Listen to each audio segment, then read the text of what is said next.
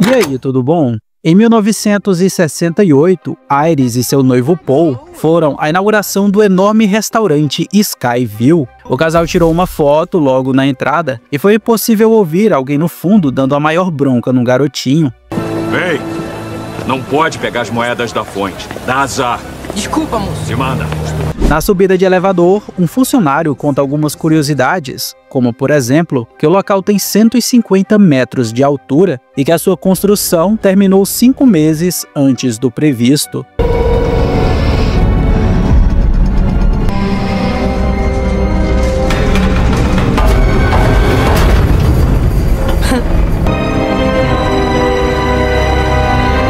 Durante a festa, Paul pediu Iris em casamento, descobriu que ia ser papai e colocou feliz um anel de noivado no dedo da moça. Mas de repente, Iris viu algo assustador. Aquele garoto anterior jogou uma moeda que caiu no duto de ventilação sem que ninguém percebesse. A moeda ficou presa no mecanismo da hélice, sugerindo que algo ruim está prestes a acontecer. Enquanto as pessoas dançavam felizes na torre, rachaduras começaram a se espalhar por todo o vidro do piso. Iris e Paul se preparavam para entrar também, quando os suportes de metal abaixo chegaram ao seu limite. Além do vento, os parafusos começaram a se soltar. De repente, a moeda presa no ventilador quebrou uma de suas pás e atingiu um cano de gás. As rachaduras no vidro aumentaram e o gás começou a vazar. Iris teve um mau pressentimento e ficou muito nervosa com tudo ao seu redor, até que nesse momento o chão cedeu e várias pessoas despincaram com tudo. Outras pessoas também começaram a cair, tentando se segurar nas vigas de metal. Lá embaixo, a equipe do solo entrou em choque e correu para se salvar. Paul conseguiu agarrar o estilhaço de vidro, então Iris gritou por socorro, mas naquela loucura ninguém podia ajudar. Ela tentou alcançar o seu amado, contudo, o rapaz escorregou e caiu, batendo a testa numa viga de metal. O caos tomou conta do lugar, as pessoas tentavam fugir desesperadas. Uma mulher, coberta em chamas, correu em direção ao vazamento de gás, causando uma enorme explosão. Quem não conseguiu correr rápido o suficiente foi de arrasta para cima. Iris só escapou das chamas por muito pouco porque se escondeu atrás de um balcão. Os funcionários gritaram para que todos saíssem imediatamente, e o diabo do garoto que jogou a moeda foi na frente, abrindo caminho. A multidão correu para a saída de emergência, até que a escadaria inteira desabou, desvivendo todos que estavam nela. E milagrosamente, o garoto foi o único que escapou ileso.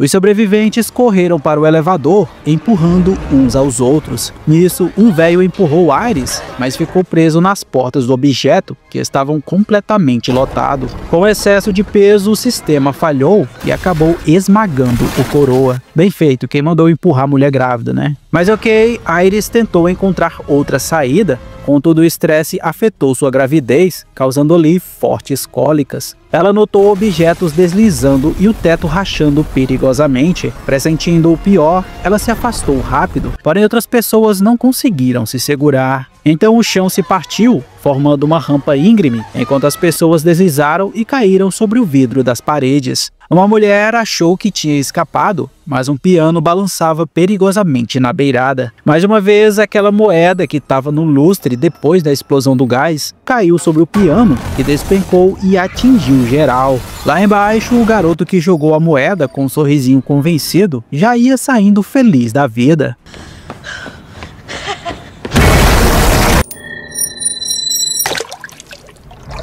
Iris, devastada pela morte de Paul, viu um garoto em perigo e arriscou tudo para salvá-lo. No momento seguinte, o prédio desabou completamente. Iris conseguiu se agarrar a uma saliência, mas percebeu que não era a sua mão que segurava, e sim o anel de noivado de Paul, preso a uma haste de aço. A pele do seu dedo não resistiu por muito tempo e Iris caiu no fogo abaixo. Nesse momento, Stephanie acordou assustada de um pesadelo durante a aula. E não era a primeira vez, pois há 2 meses ela sonhava repetidamente com uma mesma história. No sonho, aparecia uma mulher chamada Iris, o mesmo nome da sua avó, que Stephanie nunca chegou a conhecer e nem sabia se estava viva. Ela decidiu contar sobre os seus pesadelos para uma colega de quarto, que sugeriu que Stephanie voltasse para casa e buscasse informações, na esperança de que isso chegasse ao fim. Ao voltar para casa, Stephanie perguntou ao pai, Martin, sobre Iris. Ele franziu a testa e deu um sorriso forçado, claramente escondendo algo. Naquele momento, o irmão mais novo de Stephanie, chamado Charlie, disse que ia visitar seus primos, quando Stephanie resolveu ir junto. Antes de saírem, Marty pediu a Stephanie que não falasse de Iris com seus parentes, o que deixou a jovem ainda mais desconfiada. Ela começou a se perguntar o que aconteceu com Iris, pois se a mulher do sonho era sua avó e algo terrível tinha acontecido, como a sua mãe nasceu? Quando chegaram à casa dos primos, Stephanie foi direto falar com seu tio Howard sobre a sua avó. Howard ficou surpreso e mudou de assunto rapidamente, mas ao mencionar o restaurante Skyville, o lugar dos seus sonhos, Howard e sua esposa Brenda ficaram visivelmente abalados.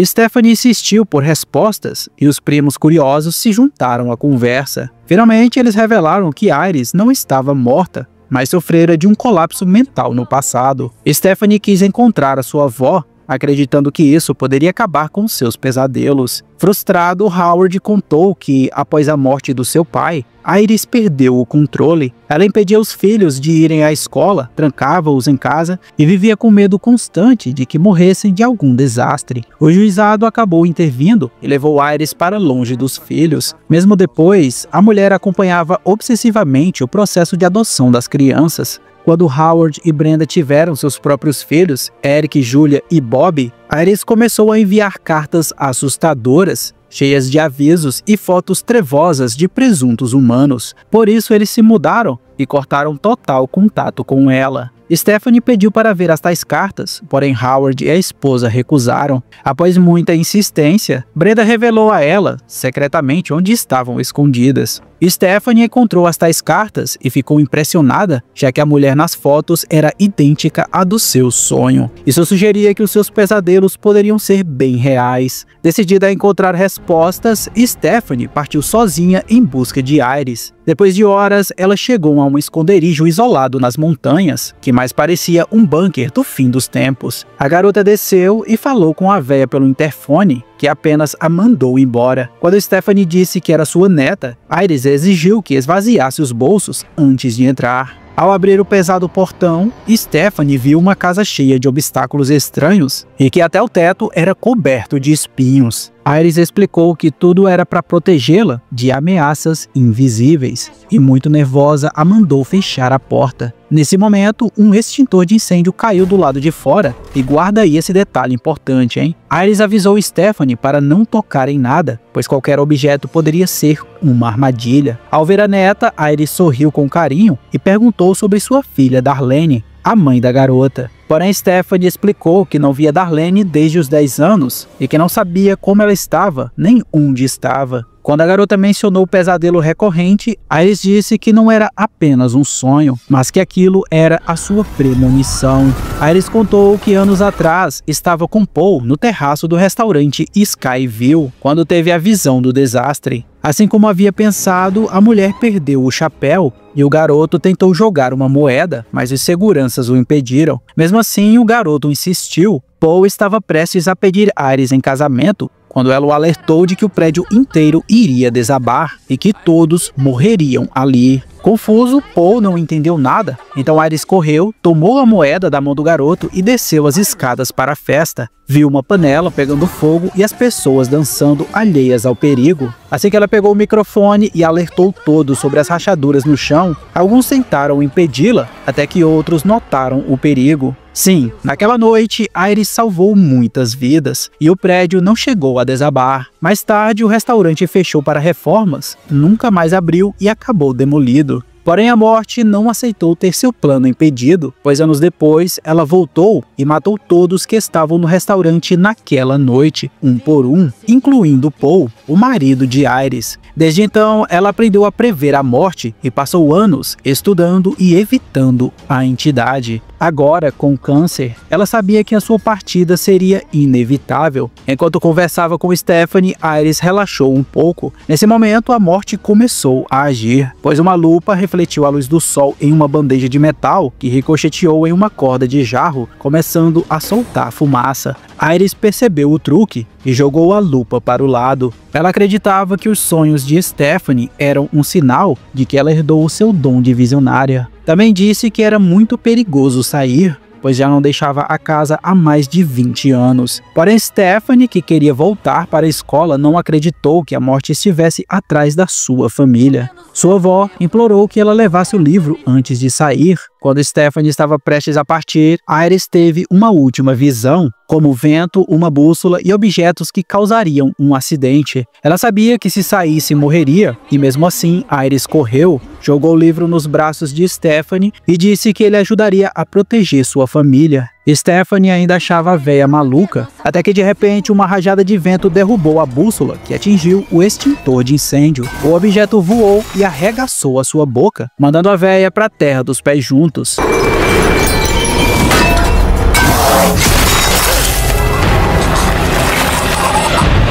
No funeral, Stephanie contou ao pai, Marty, e ao tio Howard o que Iris disse sobre a morte estar atrás da sua família. Ainda assim, ninguém deu muita bola. Darlene, a mãe de Stephanie, finalmente apareceu depois de anos. Contudo, a garota, que ainda estava com raiva dela, decide se retirar. Em casa, a jovem começou a ler o livro que Iris lhe deu. Em paralelo, o resto da família estava na casa de Howard, fazendo um churrasco, rindo e comendo sem perceber o perigo. Afinal, nada melhor do que fazer isso depois de um funeral, hein? E aqui a dona da foice começou a articular o seu plano sombrio. Bob quebrou um copo e não percebeu que um dos cacos de vidro tinha se misturado nos cubos de gelo. Eric colocou sua bebida perto de um tanque de gasolina enquanto trocava o botijão de gás. Durante o churrasco, todos pegaram gelo nos copos, com um deles contendo o caco de vidro. Howard fez um brinde, dizendo que a morte de Iris lembrou a importância de viverem juntos e de manter a família unida.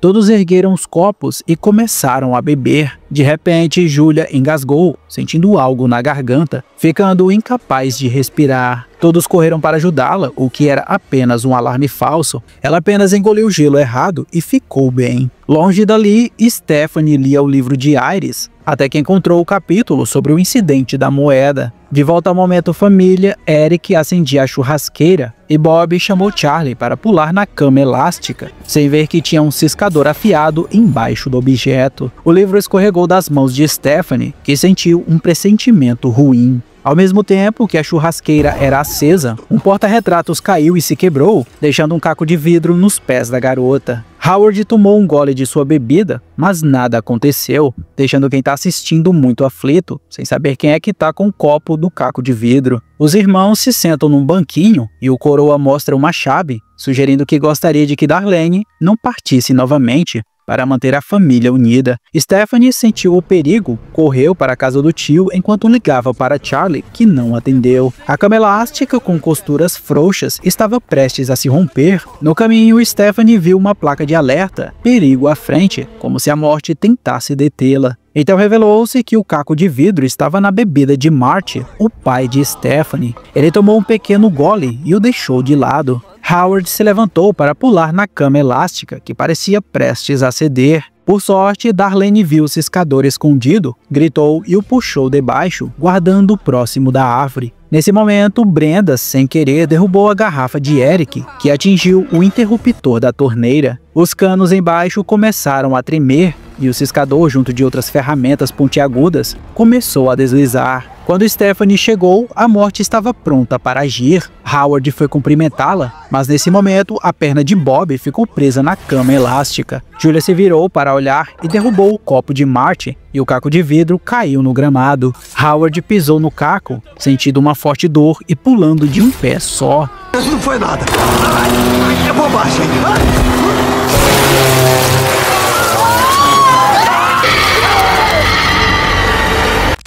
Ó, pessoal, desculpa interromper aí o teu vídeo, mas eu fiquei assustado quando eu vi essa métrica aqui no meu YouTube. Olha só, ela mostra aqui que 94% de quem assiste aqui os resumos ainda não são inscritos no canal. E a minha meta, tá, é diminuir isso para 50%, porque quanto mais inscritos a gente tem, mais conteúdos de qualidade eu consigo trazer para ti. Então, cara, por favor, tira um segundinho, clica aqui em se inscrever e se inscreve aqui no canal Assistindo Filmes, que isso me ajuda demais, você não tem ideia. Valeu e bom resumo aí pra ti. Após o funeral de Howard, Stephanie correu para casa e revisou o livro de Iris. Nele, encontrou um bilhete que dizia: JB encontrou alguém que sobreviveu. Ela então começou a investigar quem seria o próximo. Os filhos de Iris e Paul eram Howard e Darlene. Os de Howard eram Eric, Julia e Bob, e os de Darlene, Stephanie e Charlie. Então todos que tinham laços de sangue estavam presos à lista da morte. Stephanie explicou o padrão à família, que nesse momento ouviu em silêncio, e acrescentou que a lista de mortes seguia a ordem do incidente do restaurante Skyview, pois Iris salvou centenas de pessoas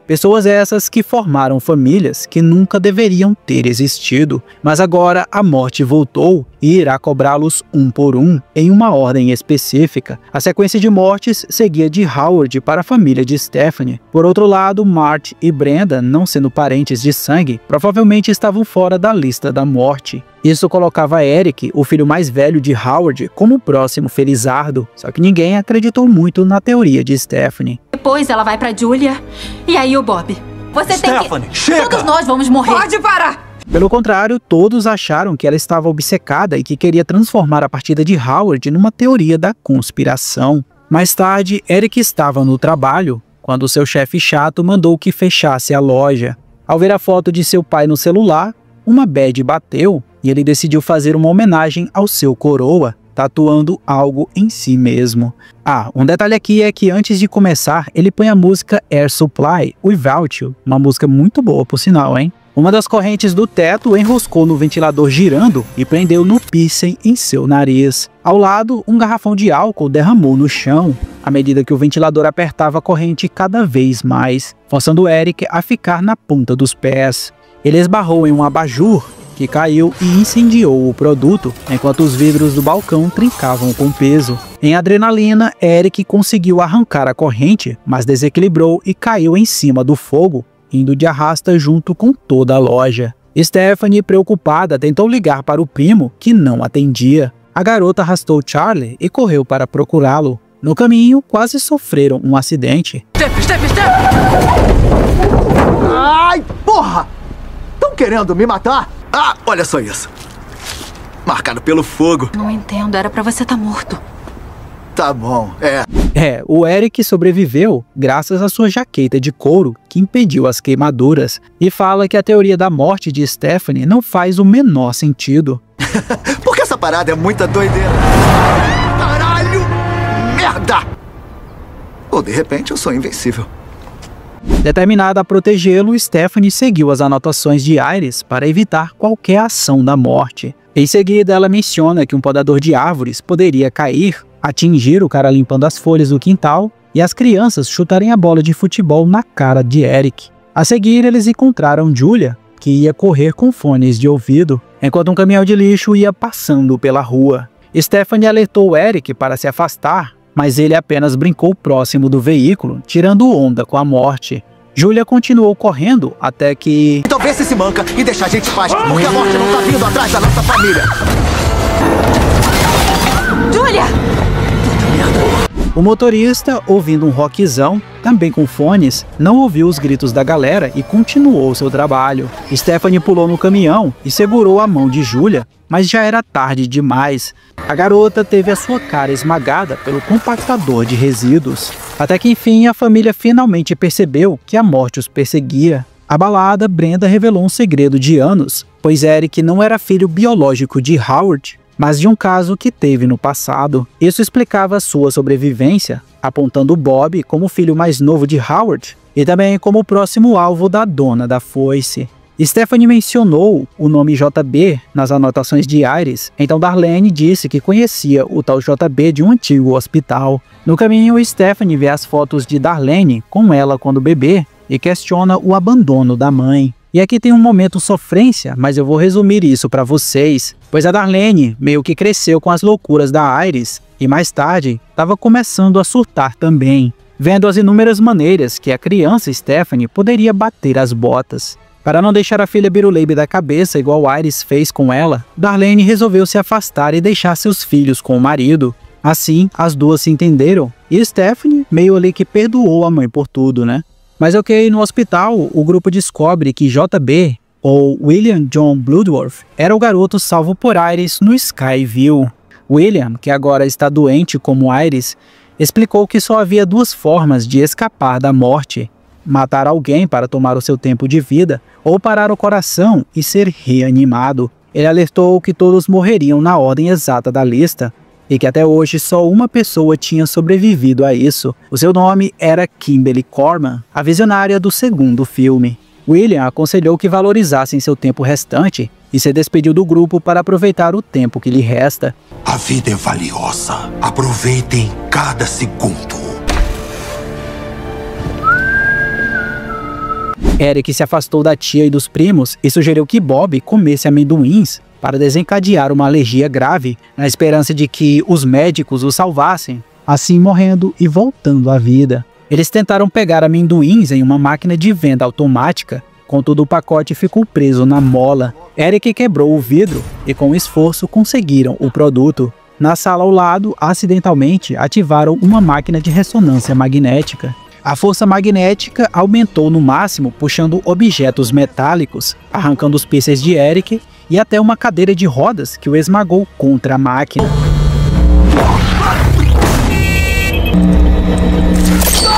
Merda!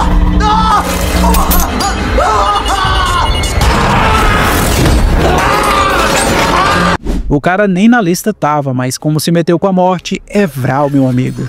Bob, após comer os amendoins, tentou pegar a caneta injetora de adrenalina na mão de Eric. Nesse momento, uma médica abriu a porta para ver o que estava acontecendo, mas uma mola solta na máquina de venda automática voou e atravessou a cabeça de Bob. Stephanie, Darlene e Charlie, devastados pelas perdas, decidiram seguir o exemplo de Iris, pois se Darlene ficasse a salvo na cabana, os seus filhos poderiam crescer e ter uma vida. Ao subir na van, aquela moeda infeliz que foi guardada pela Iris no livro se desprendeu da capa e caiu no chão, sendo encontrada por uma velhinha na rua. É muita sorte, viu? Vai nessa. De volta, galera, eles dirigiram até a antiga cabana da visionária, lugar esse que parecia ameaçador, quase como se a morte já os esperasse. Stephanie acelerou e entrou na cabana, mas o carro bateu e a fivela do cinto prendeu o assento. A morte agora mirava Darlene, pois se ela entrasse na cabana, os outros estariam seguros. Quando Darlene chegou à porta, as faíscas de um curto-circuito no teto entraram no lugar. O vaso do início caiu no registro de gás e causou uma enorme explosão. A van com Stephanie presa virou no lago e Charlie ficou preso nas tábuas da casa. Ferida, Darlene libertou o filho e pediu que salvasse Stephanie. Filho, não se preocupa comigo. Vai salvar sua irmã. Eu vou viver enquanto...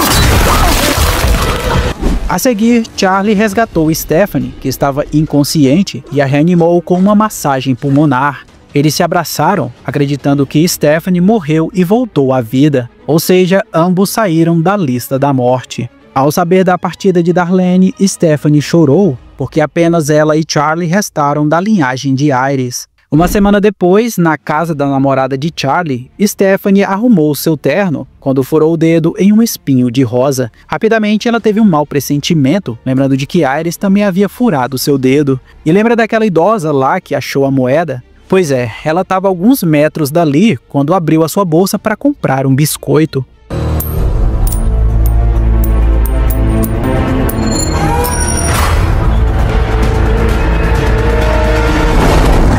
O pai da namorada de Charlie é médico e ele explicou que Stephanie não morreu de fato, pois o seu coração não parou, apesar de ter ficado inconsciente. Aí, meu amigo, a morena gelou a espinha.